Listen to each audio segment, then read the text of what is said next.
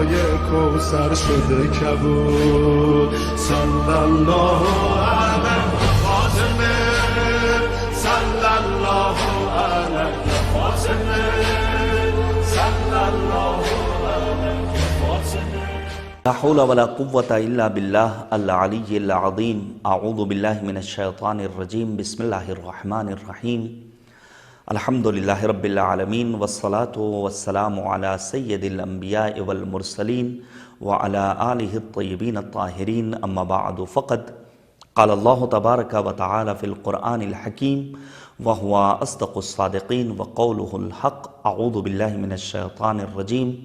بسم اللہ الرحمن الرحیم. کلوا واشربوا ولا تسرفوا. السلام علیکم ورحمۃ اللہ وبرکاتہ.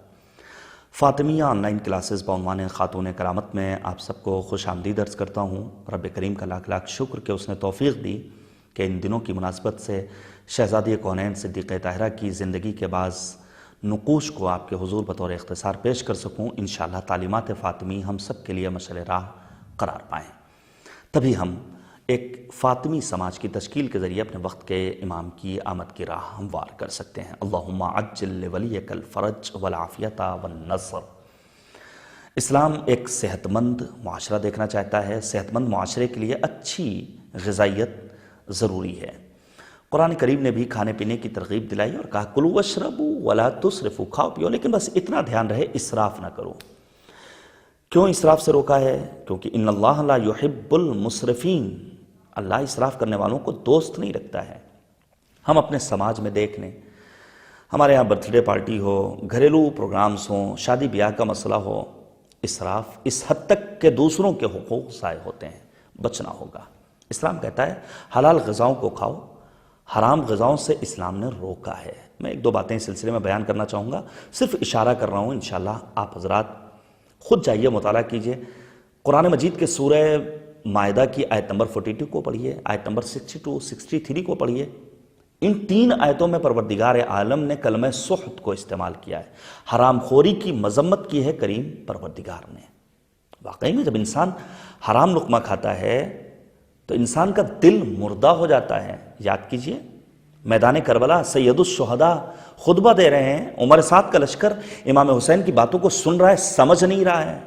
مولا نے کہا تھا اگر تم میری باتوں کو سنو گے، سمجھو گے، میری اطاعت کرو گے تو تم ہدایت یافتہ ہوگے، لیکن اگر تم نے میری نافرمانی کی تو ہلاکت پانے والوں میں تمہارا شمار ہوگا. اور پھر کہا تمہیں میری باتیں سمجھ میں نہیں آئیں گی. کیوں؟ قد بولئت بطونکم من الحرام. کیونکہ تمہارے پیٹ مال حرام سے بھرے ہوئے ہیں. اللہ محفوظ رکھے. کوشش ہونی چاہیے کہ ہم لقمہ حلال اپنے گھر میں لے کر آئیں. کسب و کار، سعی و تلاش و کوشش کی بڑی تاکید ہے. یہاں تک کہ کہا معصوم نے القاد علی عیالہ کالمجاہد فی سبیل اللہ. ذریعہ معاش کی تلاش میں نکلنے والا راہ خدا میں جہاد کرنے والا جیسا ہے. کاروباری افراد کو خاص توجہ دینی چاہیے کہ جو پیسہ کما رہا ہے وہ پیسہ جائز ہے، ناجائز ہے، حلال ہے یا حرام ہے. امیر المؤمنین آتے تھے بازار میں باواز بلند کہتے تھے پہلے احکام سے آشنا ہو، پھر کاروبار کی تلاش میں نکلو، پھر دروازے کا شٹر اوپر کرو، پھر رزق و روزی کی تلاش میں باہر آؤ اور آگے بڑھو. بہرحال لقمہ حلال ہونا چاہیے. برکت ختم ہو جاتی ہے. لقمہ حرام کے ذریعے ممکن ہے انسان کی اپنی زندگی پر کوئی اثر نہ ہو، لیکن آئندہ آنے والی نسلوں پر اس کا منفی اثر بہرحال مرتب ہوتا ہے، جس جانب علماء نے رہنمائی بھی کی ہے. میں ایک روایت پیش کروں. مرحوم نوری رحمۃ اللہ تعالیٰ علیہ نے مستدرک میں اس روایت کو نقل کیا جناب حذیفہ سے. وہ کہتے ہیں کہ میں رسول اعظم حضرت محمد مصطفیٰ صلی اللہ علیہ وآلہ وسلم کی بزم میں تھا. پیغمبر اعظم نے فرمایا کہ ان قوما یجیئون یوم القیامت لہم من الحسنات فیجعلہ اللہ ہواء منثورا. روز محشر مالک کی بارگاہ میں کچھ لوگ آئیں گے جن کے نام اعمال میں کچھ نیکیاں ہوں گی، لیکن پروردگار ان نیکیوں کو نظر انداز کر دے گا، برباد کر دے گا. سلمان فارسی بھی بیٹھے ہوئے ہیں، جلیل القدر صحابی. جناب سلمان فارسی نے اس موقع پر فرمایا قال یا رسول اللہ صفہم لنا. اے اللہ کے رسول بتائیے تو وہ ہیں کون لوگ؟ اس موقع پر پیغمبر نے فرمایا فقال، نبی اعظم کہتے ہیں الا انہم قد کانوا یصومون یصلون، یہ روزے بھی رکھتے تھے، نمازیں بھی پڑھتے تھے، واجبات دین کے پابند بھی تھے، ان میں ایک خرابی تھی۔ وہ خرابی کیا تھی؟ کانوا اذا عرض لهم بشیء من الحرام وبسوا علیہ، جب ان کے سامنے مال حرام آتا تھا یہ اس کے اوپر ٹوٹ پڑتے تھے، ان کے پیسبات میں لغزش پیدا ہو جاتی تھی۔ ہیں ایسے افراد آج سماج میں، بس انویٹیشن کارڈ مل جائے، کہیں سے ایک دعوت نامہ آ جائے، کسی ایک پارٹی میں بلا لیا جائے، اب اس کی پرواہ نہیں ہے وہاں کھانا جو ملے گا وہ جائز ہے، ناجائز ہے، حلال ہے، حرام ہے، کس پیسے سے وہ کھانا آمادہ کیا گیا ہے، کھانا کھلانے والا کون ہے، کھانا بنانے والا کون ہے، اس کی کوئی پرواہ نہیں ہے۔ یاد رکھیے، یہ انسانی زندگی کو راہی کمال کا پابند نہیں بنا سکتی، انسان لقمہ حرام کے ذریعے محبوب پروردگار نہیں بن سکتا ہے۔ بہرحال رب کریم ہمیں لقمہ حلال کھانے کی توفیق عطا فرمائے۔ قرآن نے یہ بھی صراحت کے ساتھ اعلان کیا تھا کہ فَلْيَنْظُرِ الْإِنسَانُ إِلَىٰ طَعَامِهِ، انسان کو اپنا کھانا دیکھنا چاہیے۔ منظور مقصود یہ نہیں کہ انسان یہ کھانا دیکھے کہ کھانا مٹن ہے، چکن ہے، فرائی ہے، روسٹڈ ہے، انواع و اقسام کے کھانے مت دیکھے، بلکہ مقصد یہ تھا کہ جب انسان دسترخوان تک پہنچے تو ایک مرتبہ غور کر لے کھانا ناجائز ہے، جائز ہے، حلال ہے، حرام ہے۔ جب کھانا کے لیے لقمہ اٹھائے تو ایک مرتبہ غور کر لے پڑوس میں کوئی یتیم سسکیاں تو نہیں لے رہا ہے۔ یہ بہت اہم ہے۔ آج اگر صرف اور صرف غدیر سے تعلق رکھنے والے افراد اپنے سماج میں زندگی بسر کرنے والے بھوکوں کا خیال کر لیں تو میں سمجھتا ہوں بھوک مری کا خاتمہ ہم بآسانی کر سکتے ہیں۔ کسی حد تک تحت ممکن کوشش کرنی چاہیے۔ آئیے شہزادی کونین کی ایک حدیث پیش کروں۔ آداب دسترخوان کے سلسلے میں نہایت اہم مطالب ہیں، ایک ایک لفظ تشریح طلب ہے۔ بی بی دو عالم نے بیان فرمایا ہے فی المائدۃ 12 خصلۃ یجب علی کل مسلم ان یعرفها، آداب دسترخوان 12 عادت جن کا جاننا ہر مسلمان کا فریضہ ہے۔ 4 واجب ہیں آداب، 4 مستحب ہیں اور 4 ادب کے لیے ہیں۔ واجب کیا ہے؟ فَأَمَّا الْفَرْضُ فَالْمَعْرِفَةُ وَالرِّضَى وَالتَّسْمِيَةُ وَالشُّكْرُ، واجب آداب میں سب سے پہلی چیز ذات خدا کی معرفت۔ ایسا نہ ہو مرغن غذائیں سامنے آئے تو انسان خدا کو فراموش کر دے، انسان ریسٹورنٹ میں پہنچے اور پھر خدا کو بھول جائے۔ نہیں، معرفت رب کے بغیر دسترخوان کے آداب کو بجا لانا ممکن نہیں ہے۔ انسان ہر آن مد نظر رکھے جو کچھ ہے یہ اللہ کا دیا ہوا عطیہ ہے۔ دوسری چیز والرضا، اللہ کی تقسیم پر راضی رہے، خوش رہے، گلہ و شکوہ نہ کرے۔ ایسا نہ ہو کہ انسان قناعت سے دور ہو جائے اور پھر تیسری چیز جب کھانے کے لیے پہلا لقمہ اٹھائے تو پہلے کہے بسم اللہ الرحمن الرحیم، اور جب کھانا ختم کرے تو کہے الحمدللہ رب العالمین۔ ہمیں اپنے بچوں کو یہ سکھانا ہوگا۔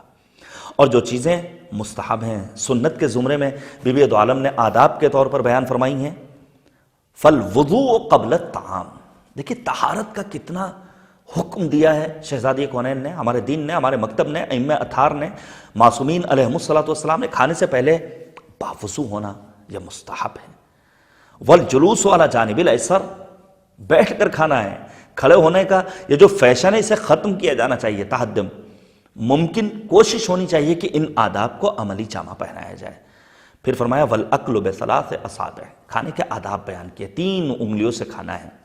اس کے بعد جو ادب کے لیے آداب دسترخوان بیان فرمائے ہیں، فالاکل بما یلیک، جو چیز دسترخوان پر تمہارے نزدیک ہے اسے کھاؤ۔ ایسا نہ ہو کہ ہاتھ بڑھا کر کے دور تک پہنچو اور جو دور ڈشز موجود ہیں ان تک اپنے ہاتھوں کو پہنچاؤ۔ شان نہیں ہے۔ وتصغیر اللقمہ، بڑے بڑے لقمے مت کھاؤ، چھوٹے چھوٹے لقمے سنجیدگی کے ساتھ، شائستگی کے ساتھ۔ والمضغ الشدید، جتنا ممکن ہو اسے چبا کر کھاؤ۔ وقلۃ النظر فی وجوہ الناس، کھانا کھاتے وقت دسترخوان پر ہو تو دوسروں کے لقموں کو مت دیکھو، دوسروں کے چہرے کی طرف نگاہ نہ کرو، بلکہ خود اپنے کھانے میں مصروف رہو۔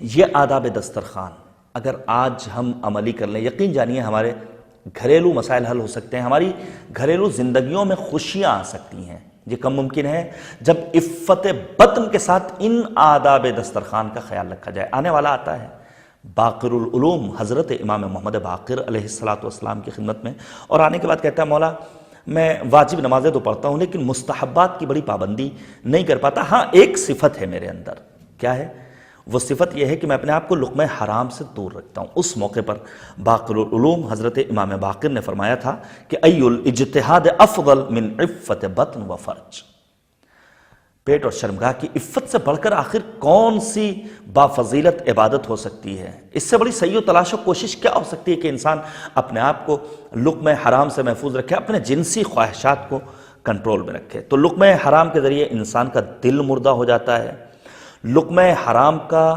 اثر انسان کی نسلوں میں باقی رہ جاتا ہے۔ اسی لیے بعض علماء نے لقمہ حرام کو ایڈز جیسی مہلک بیماری سے تشبیہ دی ہے۔ آخری بات، نبی اعظم حضرت محمد مصطفیٰ صلی اللہ علیہ وآلہ وسلم نے فرمایا تھا العبادۃ مع اکل الحرام کالبناء علی الماء، یا دوسری روایت میں ہے کالبناء علی الرمل۔ لقمہ حرام کھانے کے بعد انسان اگر اللہ کی عبادت کرے تو گویا ایسے ہے جیسے اس نے پانی کے اوپر کوئی عمارت بنائی یا ریت کے اوپر کوئی عمارت کو وہ بنانا چاہتا ہے۔ رب کریم کی بارگاہ میں یہی دعا ہے، معبود ہم سے فرما اور ان آداب دسترخوان کو عمل حرام کھانے کی کوشش فرما جس کی تعلیم دی ہے بی بی دو عالم شہزادی کونین بنت پیغمبر حضرت فاطمۃ الزہرا سلام اللہ علیہا نے۔ ناظرین اور عزیز برادران و خواہران، میں یہیں پر آپ سے خداحافظی کروں گا۔ آئندہ درس میں انشاءاللہ بی بی دو عالم کی تعلیم کی روشنی میں ماں کی عظمتوں کو تحفہ سلام روانہ کیا جائے گا۔ آئندہ پروگرام تک کے لیے اور آئندہ درس تک کے لیے مجھے حیدر عباس کو اجازت دیجیے، اپنی دعاؤں میں یاد رکھیے گا۔